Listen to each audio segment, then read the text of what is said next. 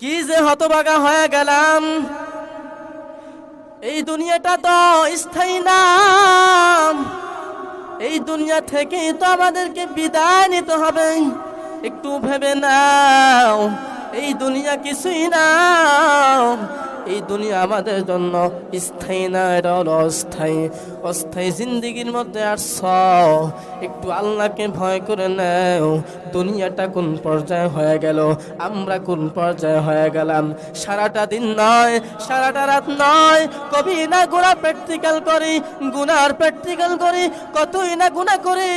আল্লাহ তাআলা সহ্য না কইরা বিভিন্ন পন্থা অবলম্বন করে উম্মতকে দেখা দেয়, বিভিন্ন তুফানের মাধ্যমে, বিভিন্ন অসুস্থতার মাধ্যমে, বিভিন্ন জ্বালা যন্ত্রণার মাধ্যমে আল্লাহ তাআলা আমাদেরকে দেখা দেয়। গুনার কারণে আল্লাহ সহ্য করতে পারে না। হে উম্মত, সময় থাকতে আল্লাহর কাছে তওবা করে নাও। রমাদান মাস পাই আল্লাহর কাছে তওবা করে নাও। এই রমাদান মাস, এটা কত বড় বরকতের মাস, এটা কত বড় ফজিলতের মাস, ভাবতেও পারলাম না। এক এক করে দিনগুলো চলে গেল। রমাদান মাস আসতেছে আসতেছে, বলতে বলতে রমাদানের রহমত চলে গেল, মাগফিরাত চলে গেল, নাজাতের 10 দিন চলে যাইতেছে। এমন একটা রাত, হাজার রাত অপেক্ষায় উত্তম কদরের রাত, লাইলাতুল কদর যেটাকে বলা হয়, এত বড় ফজিলতের রাত। আমরা এমন মূর্খ হয়ে গেলাম, এমন শয়তানের ওয়াসওয়াসা লিপ্ত হয়ে গেলাম, এমন মানুষ হয়ে গেলাম, কদরের রাত পাইয়াও কদরের রাতটাকে আমরা কদর করি না। না হয় সমাজ কেমন মূর্খতামি হয়ে গেল, কেমন শয়তানের আসরে লিপ্ত হয়ে গেল, একটা মানুষ এতে কাঁপে বসতে পারলো না। অথচ বিভিন্ন মসজিদের মধ্যে গেলে দেখা যায় ছোট ছোট যুবকেরা, ছোট ছোট বাচ্চারা এতে কাঁপে বসছেন, কিন্তু সমাজের মধ্যে মানুষের অভাব নাই। এই রমজান মাস পাইয়া খাবার সাধনাকে আমরা মিট করতে পারলাম না, গুনাহ মাফ করাইতে পারলাম না। এই রমাদান মাস, সেটা কত বড় ফজিলতের মাস, আমরা টেরও পাইলাম না। কদর রাত পাইয়াও আমরা এই রাতটাকে কদর করি না। বিভিন্ন মসজিদে আমি গিয়ে দেখলাম মানুষ অনেক ভরপুর হয়ে গেল, কিন্তু এই সমাজের মধ্যে এমন মানুষ হয়ে গেল কাজে কামে দুনিয়ার সমাবেশনার মধ্যে লিপ্ত হয়ে আছে, আল্লাহকে সময় দিতে সময় পায় না। আমরা কেমন জানি অলসতার মধ্যে হয়ে গেলাম, নামাজ পড়ি না, সাহায্য প্রার্থনা করি না। রমাদান মাস, এটা কত বড় বরকতের মাস, এটা কত বড় ফজিলতের মাস। রমাদান মাস পাইয়া যারা গুনাহ মাফ করাতে পারলাম না, রমাদান মাস হলো গুনাহ মাফের মাস, রমাদান মাস হলো বরকতের মাস, রমাদান মাস হলো ফজিলতের মাস। হে উম্মত, রমাদান পাইয়া কি না হারাইলাম, রমজানের রোজাগুলো রাখতে পারলাম না, সঠিক মতন তারাবি পড়তে পারলাম না, সঠিক মতন সাহারিও খাইতে পারলাম না। অথচ রমাদানের মাস, ইফতারের আগ মুহূর্তে দোয়া কবুলের সময় আমরা এমন দুনিয়ার কাজে লিপ্ত হয়ে গেলাম, ইফতারের আগ মুহূর্তে দোয়া কবুলের সময় আল্লাহর কাছে একবারও সাহায্য প্রার্থনা করি না। সাহারির সময়, পুরাটা সাহারির টাইম হলো তাহাজ্জুদের টাইম, আমরা পারি 2-4 রাকাত তাহাজ্জুদের নামাজ পড়তে, কিন্তু আমাদের দ্বারা সম্ভব হয় না। দুনিয়ার কাজে আমরা লিপ্ত হয়ে থাকি। মুসলমান, দুনিয়ার মুসলমান এমনভাবে খায়, আজান হয়ে যায় তারপরও বান্দার খানা শেষ হয় না, নামাজ পড়বে কি, আল্লাহর কাছে সাহায্য চায় না। ও বান্দা, এই জন্যে তো আল্লাহ বলেন, হে দুনিয়ার মুমিন, জগতের মুমিন, তোমরা সাহায্য প্রার্থনা করো কিসের মাধ্যমে? আল্লাহ বলেন সালাত ও সবরের মাধ্যমে, ধৈর্যের মাধ্যমে।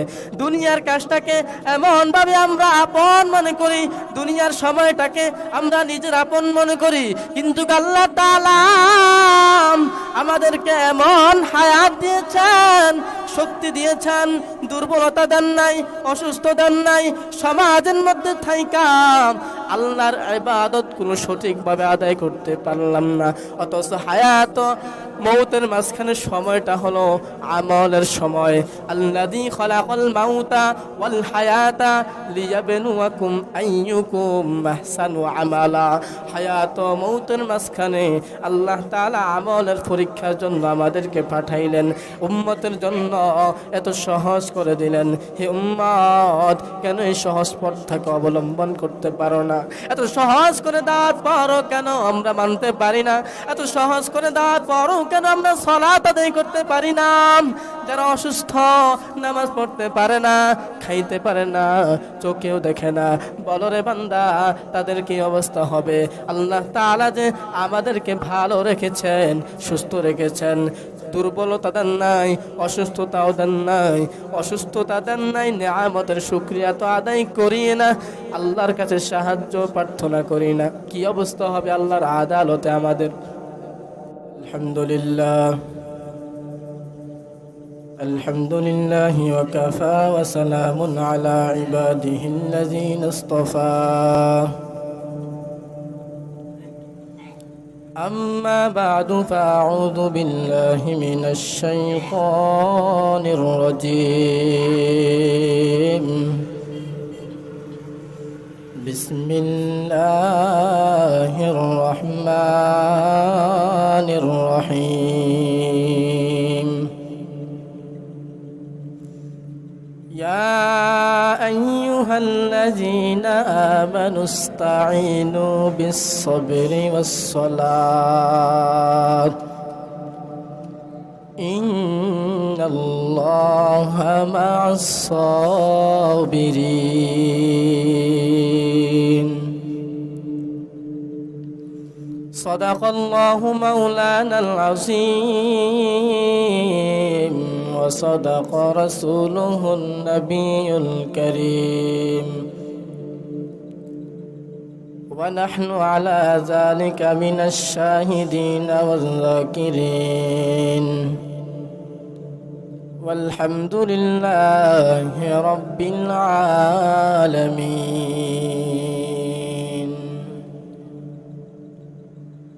سبحانك لا علم لنا إلا ما علمتنا إنك أنت العليم الحكيم. رب اشرح لي صدري ويسر لي أمري واحلل عقدة من لساني يفقه قولي. हकीकतें खुल जाएगी वक़्त इंतहाते हैं,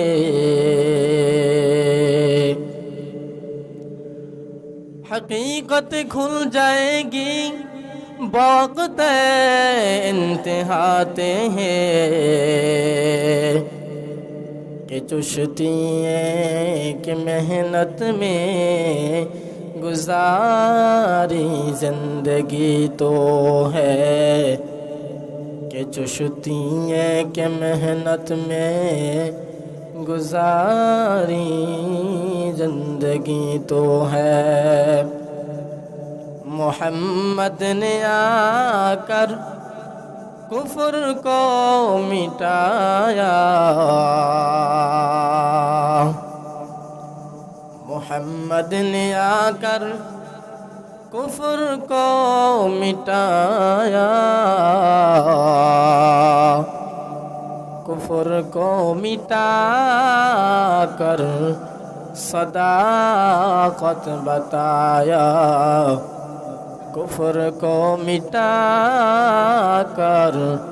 सदाकत बताया. আলহামদুলিল্লাহ, মহান আল্লাহ তাআলার দরবারে লক্ষ কোটি শুকর যে আল্লাহ তাআলা আমাদেরকে আজকের জুমার দিন জুমার নামাজ আদায়ের লক্ষ্যে হাজারো মানুষ থেকে যাচাই বাছাই করে আল্লাহ তাআলা আমাদেরকে আল্লাহ তাআলার ঘর মসজিদ পর্যন্ত এসে বসা, দু একটা কথাবার্তা আমাকে বলার, আপনাদেরকে শ্রবণ করার তৌফিক দিয়েছেন, সে মহান রব্বে করিমের দরবারে দিল খুলে মোহাব্বতে উচ্চ আওয়াজে একবার কালিমাতুশ শুকর আদায় করি আলহামদুলিল্লাহ। আল্লাহ তাআলার আরো অনেক বড় নিয়ামত যে আল্লাহ তাআলা আমাদেরকে গত জুমা থেকে জুমা পর্যন্ত হায়াত দান করছেন। দুনিয়ার বিভিন্ন মানুষ বিভিন্ন রোগে আক্রান্ত হয়ে আছে। কেউ রোগের কারণে নামাজ পড়তে পারে না, কেউ রোগের কারণে চলাফেরা হাঁটাচলা করতে পারে না, কিন্তু তুলনামূলকভাবে আল্লাহ তাআলা আমাদেরকে ভালো রেখেছেন। এটা আল্লাহ তাআলার অনেক বড় নিয়ামত, ঠিক না? তো আমরা শুকরিয়া আদায় করা দরকার যে রব্বে কারীম আমাদেরকে ভালো রেখেছেন, সুস্থ রেখেছেন। রমাদান মাস, আজকে রমাদানের চতুর্থ জুমা। এই রমজান মাসে জুমা আর পাবেন না, পেতেও পারেন নাও পেতে পারেন, গ্যারান্টি নাই। কারণ গত রমজানে অনেকেই ছিল, আজ অনেকেই নাই।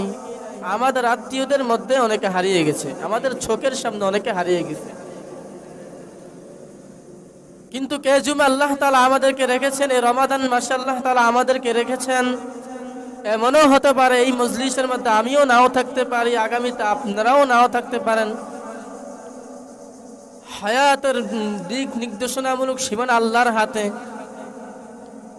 কোনো মানুষের হাতে হায়াতের গ্যারান্টি নাই। তো রমাদানের চতুর্থ জুমা, বর্তমান জামানা ফিতনার জামানা। আমি সব সময় বলি এই ফিতনা থেকে বাঁচতে হলে ইস্তেগফার করা, কারণ ইস্তেগফার ছাড়া কোনো গুনাহ মাফ হয় না। ইস্তেগফার ছাড়া যত কবিরা গুনাহ হোক, ইস্তেগফার ছাড়া তওবা ছাড়া মাফ হয় না। তো ফিতনাটা একটা কবিরা গুনার মতো, বড় গুনার মতো।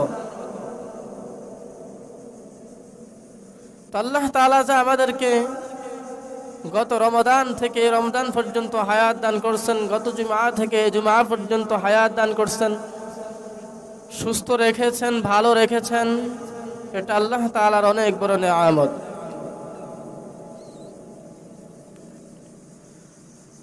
আমি কোরআনে হাকিমের আপনাদের সামনে একটু আয়াতে কারিমা তেলাওয়াত করলাম।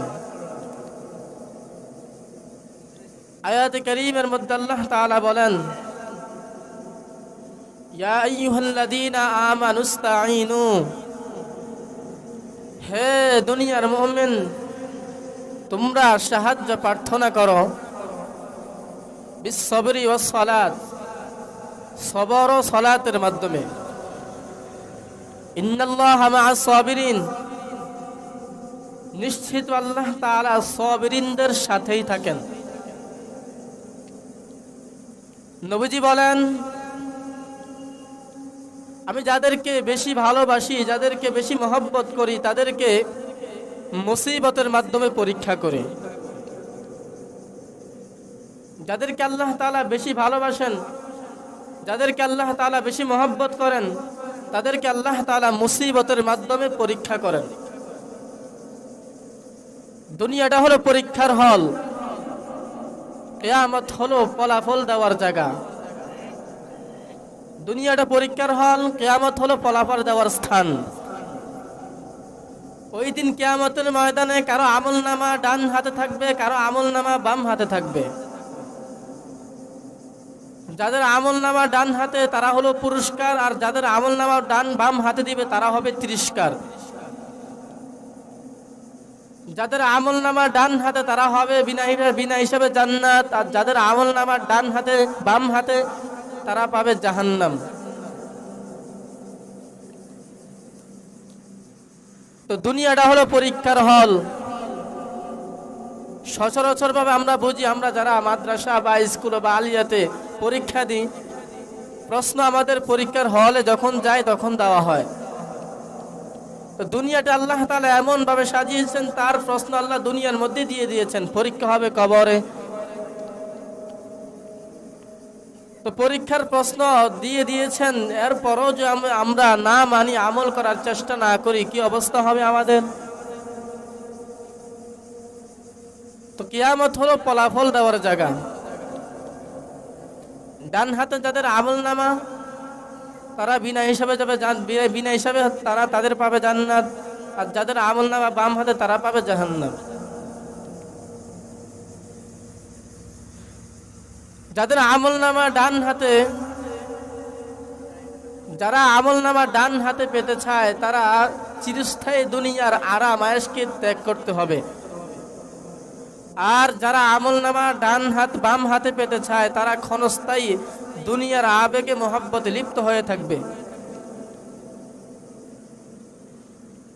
চিরস্থায়ী জীবনের দুনিয়ার আরাম আয়েশ ত্যাগ করলে আমল নামা ডান হাতে আসবে, আর ক্ষণস্থায়ী দুনিয়ার আরাম আয়েশকে আমাদের বুকে ধারণ করলে হবে আমাদের জাহান্নাম।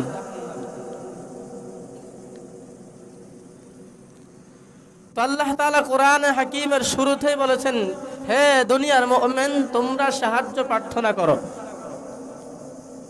কিসের মাধ্যমে সাহায্য প্রার্থনা চাইব? আমরা মনে করি দুনিয়ার মধ্যে আমরা সবাই স্বয়ং সম্পূর্ণ, কিন্তু আসলে আমরা সবাই স্বয়ং সম্পূর্ণ নয়। দুনিয়ার মধ্যে যারা টাকাওয়ালা, বড়লোক, ধনী, টাকা আছে, জায়গা আছে, গাড়ি আছে, বাড়ি আছে, কিন্তু তাদের চাল নাই, ডাল নাই, মাছ নাই, তরকারি নাই। কিন্তু টাকা আছে, পয়সা আছে, গাড়িও আছে, বাড়িও আছে। এই টাকাওয়ালা গরিব ধনী থার্ড ক্লাসের একজন গরিবের কাছে গিয়া মাছ আনে, তার মানে বোঝা যায় যারা টাকাওয়ালা তারা গরিবের কাছে কি হয়ে আছে? দুর্বল হয়ে আছে। থার্ড ক্লাসের গরিবটা যদি মাছের ব্যবসা না করত, চাউলের ব্যবসা না করত, পানি থেকে মাছ না ধরতো, টাকাওয়ালা গরিব গাড়িওয়ালা মাছ খাইতে পারতো না, ঠিক না? তো টাকাওয়ালা গাড়িওয়ালা গরিবের কাছে দুর্বল হয়ে আছে, তার মানে বোঝা যায় দুনিয়ার মধ্যে কেউ স্বয়ং সম্পূর্ণ নয়। গরিব চাষাবাদ যদি ক্ষেত খামারে চাকরি না করত, ক্ষেত খামারে রোকা চাষ না করত, টাকাওয়ালা গাড়িওয়ালা ধান চাউল চোখে দেখতো না, তার মানে বুঝে গেল দুনিয়ার মধ্যে সবাই স্বয়ং সম্পূর্ণ নয়। সাহায্য নিয়েই হাত বাড়তে হয়, সাহায্য ছাড়া হাত বাড়তে পারে না। তো এই হিসাবে আল্লাহ তাআলা কোরআন হাকিমের মধ্যে বলেন, তোমরা সাহায্য প্রার্থনা করো। ইয়া আইয়ুহাল্লাযীনা আমানুস্তাঈনু বিস-সাবরি ওয়াস-সালাত, তোমরা সাহায্য প্রার্থনা করো। প্রশ্ন কিসের মাধ্যমে? সবর ও সালাতের মাধ্যমে। কোন একটা কাজ করতে গেলে ধৈর্যের সাথে করতে হয়, ধৈর্য না থাকলে কোনো কাজই সম্পূর্ণ হয় না। দুনিয়ার মধ্যে চলার ক্ষেত্রে একজন নিম্ন স্তরে একজন আসল মুরব্বী দরকার, আল্লাহওয়ালা মুরব্বী দরকার। মুরব্বী ছাড়া পথ চলতে কঠিন হয়ে যায়, সহজ হয় না। আর যাদের দুনিয়ার মধ্যে একজন মুরব্বী আছে, আল্লাহওয়ালা আছে, তাদের পথ চলতে সহজ হয়ে যায়।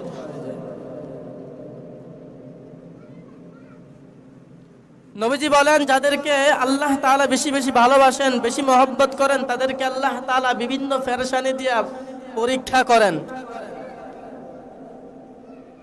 এখন আমাদের যদি বড় ধরনের কোনো রোগ হয়ে যায়, কোনো ভীতি হয়ে যায়, কোনো সমস্যা হয়ে যায়, অনেকে এমনও কথা বলে যে আল্লাহ তাআলা শুধু আমাকেই দেখছেন আর কাউকে দেখেন নাই। অথচ নবীজি বলছেন আল্লাহ তাআলা পেরেশানি দিয়া, মুসিবত দিয়া যাদেরকে আল্লাহ বেশি ভালোবাসেন তাদেরকে পরীক্ষা করেন। দুনিয়াটা হলেই পরীক্ষার জায়গা, আখিরাতে ফলাফল উত্তীর্ণের জায়গা কিয়ামতের মাঠ।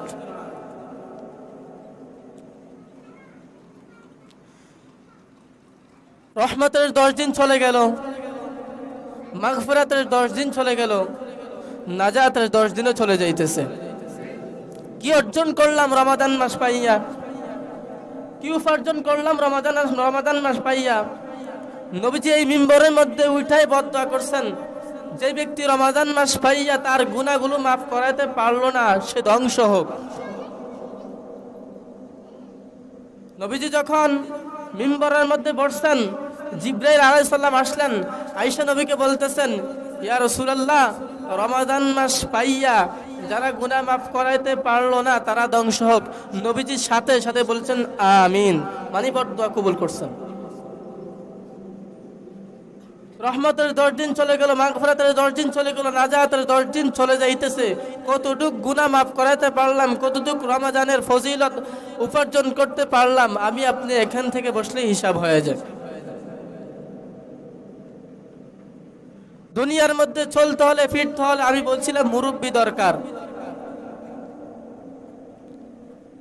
রমাদানের মাসে, যখন রমাদান মাস আসে নাই, অনেক আগে এক আল্লাহওয়ালা এক এলাকার মধ্যে আয়েশা বয়ান করতেছেন আর বলতেছেন, তোমাদের মাঝে এমন একটা মাস আসবে, এই মাসে না খাইয়া থাকতে হবে দিনের বেলায়। তখন সমাজের মানুষ আতঙ্ক হয়ে গেছে, মূর্খ ছিল সমাজের মানুষ, বুঝে নাই রমাদান মাসটা কি। ওই আলেম সমাজের মধ্যে আয়েশা বলতেছেন, তোমাদের মাঝে এমন একটা মাস আসবে, রমাদান মাস, না খাওয়ার সাধনা করতে হবে, না খাওয়ার সাধনা শিখতে হবে। না খাইয়া গরিবেরা কিভাবে থাকে, রমাদান মাস না খাইয়া, এটা বুঝো। তো ওই সমাজের মানুষগুলো খুবই আতঙ্ক হয়ে গেছে, কি বলে এমন এক মাস আসবে যে মাসে আমরা না খাইয়া থাকতে হবে। ওই আলেম বয়ান কইরা তার নিজ কামরায় চলে গেলেন। তখন সমাজের কিছু কিছু মানুষ জড়িত হইয়া হুজুরের কামরায় গিয়ে জিজ্ঞেস করতেছেন যে, হুজুর, আজকে তো আলোচনা করছেন যে আমাদের মাঝে এমন একটা মাস আসবে, রমাদান মাস, এই মাসে না খাইয়া থাকতে হবে, এটা কবে আসবে আর কোন দিক থেকে আসবে, আমাদেরকে একটু বলেন। তো হুজুর বলতেছেন, শাবান মাসের শেষ পর্যায়ে 29 বা 30-এ পশ্চিম দিক থেকে রমাদান আসবে। সমাজের মানুষ কতই মূর্খ, হুজুর চলে গেলেন। যখন রমজান মাস আসবেন, সবাই যখন বিকাল হয়ে গেল, সবাই লাঠি ছোটা নিয়ে দাঁড়িয়ে আছে। তো একজন লোক বলতেছে, তোমরা দাঁড়িয়ে আছো কেন? বলে, আজকে রমাদান মাস, রমাদান আসবে, তাকে আজকে ফিটে আমরা সোজা করে দেব। কেন? তার কারণে আমরা না খেয়ে থাকতে হবে। সমাজের মানুষ কতই মূর্খ যে রমাদান কি এটা তারা এখনো জানে না। তো সবাই প্রস্তুতি নিয়ে দাঁড়িয়ে আছে, রমাদান মাস আসবে, রমাদান আসার সাথে সাথে ফিটা শুরু করে দিবে। যখন সন্ধ্যা হয়ে গেল, তখন এক ব্যক্তি উটনি নিয়ে আসতেছেন। তো সবাই মনে করতেছেন উনি নাকি রমজান। তো সবাই বলতেন, ওই যে রমজান আসতেছে। যখন ওই লোকটা উটনি নিয়ে তাদের সামনে আসলো, তখন বলতেছে, ভাই আপনার নামটা কি? বলে, আর আমার নাম রমজান আলী। তো সবাই মনে করছে আমার নাম তো রমজান আলী, মনে হে রমজান। আসছ, আয় তোরে আজকে দিমু বালা কইরা, তোর কারণে আমরা না খাইয়ে থাকতে হবে, এটা তো হতে পারে না। এমন ধোলাই দিছে, ধোলাইয়া তাকে পুরা ফিটে সোজা বানাই দিছে। মানুষ কতই মূর্খ, রমজান মাস কি এটাই এখনো বুঝে নাই। এ বরকতের মাস চলে যাইতেছে। নবীজি বলেন, মান ইয়াজমাল্লি মা বাইনা লাহইহি ওয়া মা বাইনা রিজলাইহি আজমাল্লাহুল জান্নাহ। দুনিয়ার মধ্যে যারা দুই জিনিসের হেফাজতের জিম্মাদারি নেবে, তাদেরকে আল্লাহ নবী বলছেন, আমি তাদের নিজের সুপারিশ করব। 1 নম্বর জবানের হেফাজত করা। রমজানে কে কতটুকু জবানের হেফাজত করতেছি? রোজা রাইখা নামাজ পড়ি না, রোজা রাইখা গালি ছাড়তে পারি না, রোজা রাইখা মিথ্যা ছাড়তে পারি না, রোজা রাইখা সমাজের মধ্যে অন্যের উপর জুলুম ছাড়তে পারি না। তো এই রোজার কোনো দাম নাই। যেমনি ভাবে একটা পানির পাত্রের মধ্যে ছিদ্র থাকলে পানির গ্লাসের কোনো দাম থাকে না, রমাদান মাসে মিথ্যা কথা বলা, গালি বললে রমাদানেরও কোনো দাম থাকে না। এই জন্য আল্লাহ তাআলা কোরআন হাকিমের মধ্যে বলেন, ইয়া আইয়ুহাল্লাযীনা আমানুস্তাঈনু বিস-সাবরি ওয়াস-সালাত, ইয়া আইয়ুহাল্লাযীনা আমানুস্তাঈনু বিস-সাবরি ওয়াস-সালাত ইন্নাল্লাহা মা'আস-সাবিরিন। আল্লাহ তাআলা বলেন, হে দুনিয়ার মুমিন, তোমরা সাহায্য প্রার্থনা করো। কিসের মাধ্যমে সাহায্য প্রার্থনা করবা? আল্লাহ বলেন সবর ও সালাতের মাধ্যমে তোমরা সাহায্য প্রার্থনা করো। এই রমাদান মাস পাইয়া যারা গুনাহ মাফ করাইতে পারলাম না, এই রমাদান মাস পাইয়া আগত রোজাগুলো যারা রাখতে পারলাম না, এই রমাদান মাস পাইয়া যারা গুনাহগুলো মাফ করাইতে পারলাম না, তারা কতই না হতভাগা হয়ে গেলাম। সাহায্য প্রার্থনা করো। কিসের মাধ্যমে সাহায্য প্রার্থনা করবা?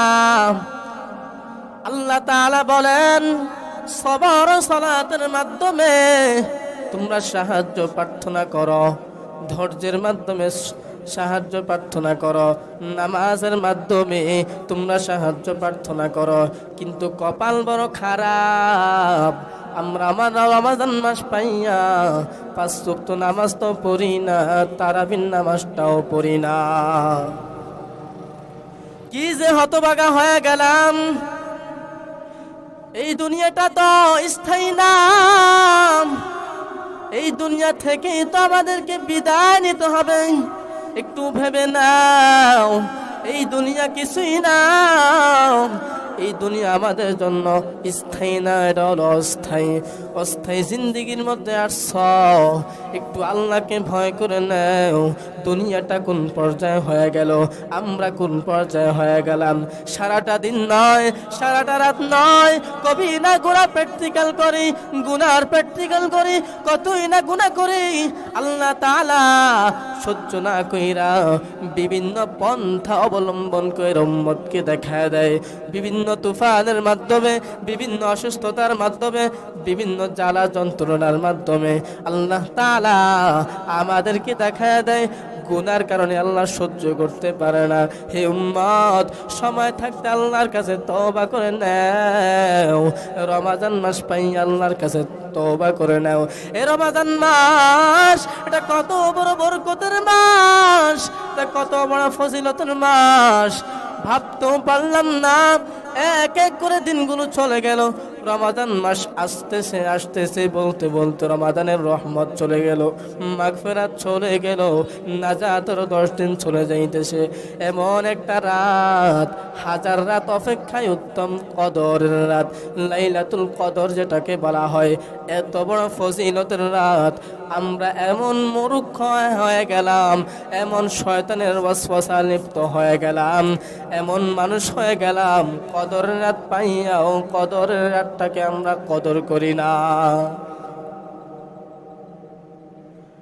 না হয় সমাজ কেমন মূর্খতামি হয়ে গেল, কেমন শয়তানের আসরে লিপ্ত হয়ে গেল। একটা মানুষ এতেকাফে বসতে পারলো না।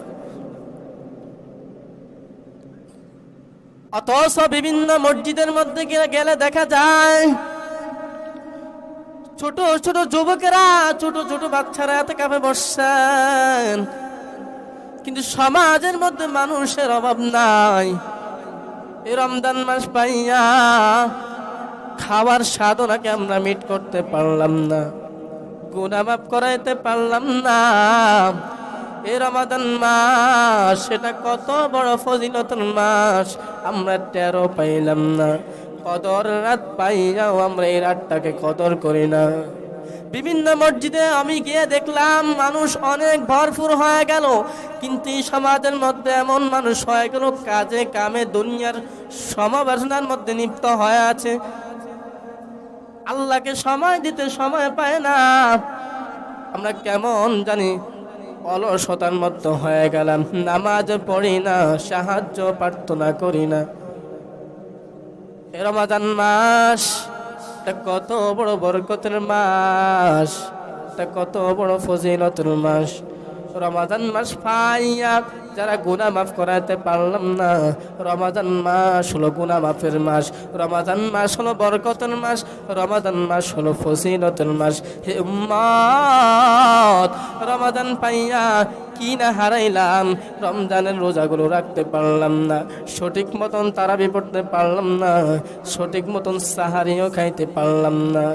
অথচ রমাদানের মাস, ইফতারের আগ মুহূর্তে দোয়া কবুলের সময় আমরা এমন দুনিয়ার কাজে লিপ্ত হয়ে গেলাম, ইফতারের আগ মুহূর্তে দোয়া কবুলের সময় আল্লাহর কাছে একবারও সাহায্য প্রার্থনা করি না। সাহারির সময়, পুরাটা সাহারির টাইম হলো তাহাজ্জুদের টাইম, আমরা পারি 2-4 রাকাত তাহাজ্জুদের নামাজ পড়তে, কিন্তু আমাদের দ্বারা সম্ভব হয় না, দুনিয়ার কাজে আমরা লিপ্ত হয়ে থাকি। দুনিয়ার মুসলমান এমনভাবে খায়, আজান হয়ে যায় তারপরও বান্দার খানা শেষ হয় না, নামাজ পড়বে কি, আল্লাহর কাছে সাহায্য চায় না। ও বান্দা, এই জন্যে তো আল্লাহ বলেন, হে দুনিয়ার মুমিন, জগতের মুমিন, তোমরা সাহায্য প্রার্থনা করো কিসের মাধ্যমে? আল্লাহ বলেন সালাত ও সবরের মাধ্যমে, ধৈর্যের মাধ্যমে। দুনিয়ার কাজটাকে এমনভাবে আমরা আপন মনে করি, দুনিয়ার সময়টাকে আমরা নিজের আপন মনে করি, কিন্তু আল্লাহ তাআলা আমাদেরকে এমন হায়াত দিয়েছেন, শক্তি দিয়েছেন, দুর্বলতা দেন নাই, অসুস্থ দেন নাই, সমাজের মধ্যে থাইকা আল্লাহর ইবাদত কোনো সঠিকভাবে আদায় করতে পারলাম না। অথচ হায়াত মৌতের মাঝখানে সময়টা হলো আমলের সময়। আল্লাযী খালাকাল মাউতা ওয়াল হায়াতা লিয়াবলুয়াকুম আইয়ুকুম আহসানু আমালা। হায়াত ও মৌতের মাঝখানে আল্লাহ তাআলা আমলের পরীক্ষার জন্য আমাদেরকে পাঠাইলেন, উম্মতের জন্য এত সহজ করে দিলেন। হে উম্মত, কেন এই সহজ পথটাকে অবলম্বন করতে পারো না? এত সহজ করে দেওয়ার পরও কেন আমরা মানতে পারি না? এত সহজ করে দেওয়ার পরও কেন আমরা সালাত আদায় করতে পারি না? যারা অসুস্থ, নামাজ পড়তে পারে না, খাইতে পারে না, চোখেও দেখে না, বলো রে বান্দা, তাদের কি অবস্থা হবে? আল্লাহ তাআলা যে আমাদেরকে ভালো রেখেছেন, সুস্থ রেখেছেন, দুর্বলতা দেন নাই, অসুস্থতাও দেন নাই, অসুস্থতা দেন নাই, নিয়ামতের শুকরিয়া তো আদায় করি না, আল্লাহর কাছে সাহায্য প্রার্থনা করি না, কি অবস্থা হবে আল্লাহর আদালতে আমাদের?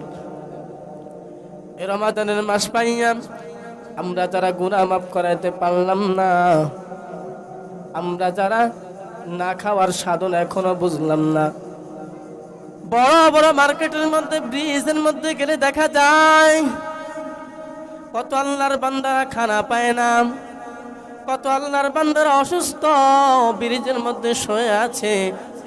ও বান্দা, নজর করিয়া দেখ, দুনিয়ার জিন্দেগি, দুনিয়ার সময় আরামাশ করে কাটাইতেছো, একবারও বোঝো না। তাদের মতন যদি আল্লাহ আমাদেরকে বানাইতো, বলো রে বান্দা, কি অবস্থায় না আমাদের হতো?